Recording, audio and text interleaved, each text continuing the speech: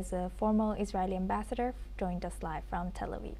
Now we move on to our next news. United Nations Secretary-General Antonio Guterres has condemned a referral by Yemen's Houthis of some of the dozens of UN staffs they have detained to a special criminal court.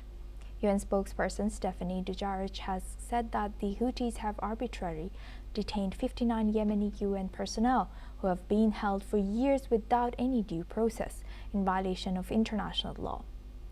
Houthis have controlled most of Yemen, including the capital Sana'a, since seizing power in 2014 and early 2015.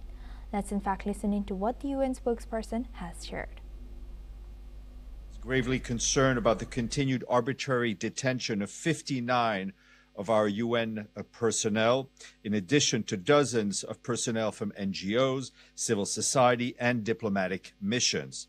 He condemns the referral by the Houthi de facto authorities of United Nations personnel to their special criminal court.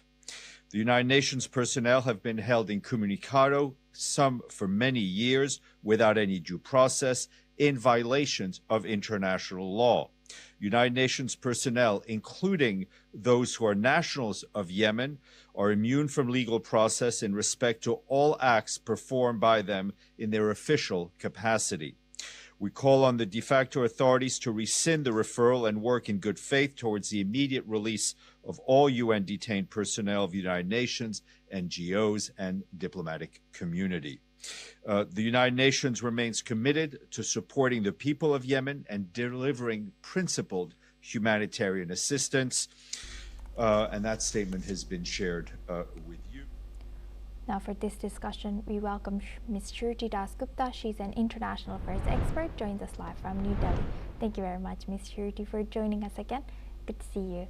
Now looking at this, it seems like it's very overdue and late what UN is finally doing for this their staffs held for years, some for years in Yemen. So what options does the United Nations have to pressure the Houthis into releasing these 59 detained Yemeni UN personnel?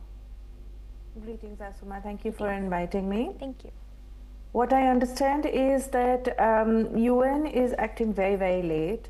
I think in mid-September, they finally moved out the UN envoy to Yemen from the Sana'a, which is the US Houthi-controlled region, to the Republic of Yemen-controlled, internationally recognized region, and which new capital has been designated as Aden.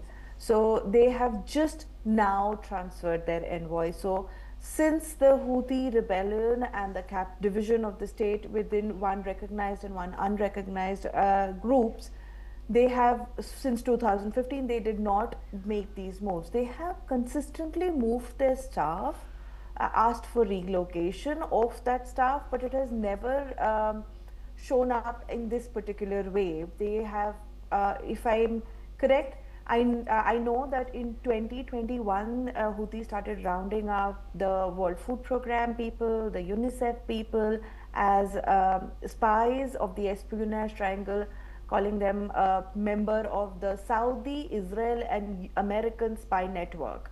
And most of these, if they are international, the UN envoy would unfortunately have to go and plead and beg in a across-the-table discussion with these warlords and ask for the release of the international ones. They would still let go, but the locals do not have that kind of protection because they still come under the the Houthi region of political military control. And they were subjected to the law that the Houthis decided for them. So in 2021, they started rounding people up. In 2021, they rounded up staffers that were working in 2015 also. So during at that time when the Saudi-led air raids were happening on the Yemen side, they accused in 2021 a few staffers of being part of that network and then keeping them under strict control. This was the staffer that the UN Secretary has been talking about, Guterres is talking about, that some of them have been captured for years. So that though some of them were captured in 2021, there has been no communication. We do not know how they're kept. in what state of torture or life or death are they, and what are the crimes that they're actually accused of. There is no proof, there is no resolution of this particular conflict. What I do know is that repeatedly they keep attacking UN staffers, and most of the international ones are let go, the locals are kept back, and now 59 of them have been transferred to the Special Criminal Court. Last time 17 of them were given a death sentence by a firing squad. So the future of these 59 now hang in balance. No matter what the UN now comes out and says, their actions are a little too late. If in 2021, if the staffers were being targeted, they should have acted and protected their local assets against this kind of betrayal of trust that they are now facing at the hands of the Houthis. So by talking to a terrorist, you cannot find a midway ground. They will only let go of a few. The current ones that have been detained are accused of collaborating with Israel in the August 28 air attacks, which killed a lot of Houthi top officials. So now we're back again. Any attack on a Houthi and a UN employee will take the brunt of it. And the protection is lacking. And until and unless the donors as well as international bodies pressurize UN itself, which is supposed to be an international body, to take people away from conflict zone, they're going to continue to face something like this. Yes, and thank you for laying it all the recent developments out here for us and our viewers. Shruti, and lastly, how could this escalation now further affect this ongoing, late indeed, but these diplomatic efforts to negotiate a political settlement in Yemen, between Yemen and also UN? And is there any regional actor that can respond effectively to this?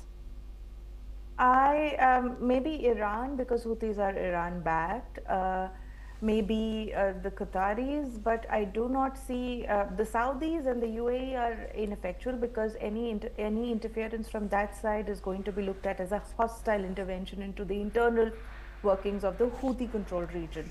The Republic of Yemen, which is internationally recognized, cannot interfere because they are again warring factions. Israel will not be able to help. USA is looked at with hostile eyes. So international actors as such may not play that bigger role that we know of. The only ones that can actually pull this off are Qataris and Qataris maybe, and Iran, because Houthis are Shiites mostly, and Iran is a Shiite nation. So maybe they can, have a little bit of influence on how this goes through.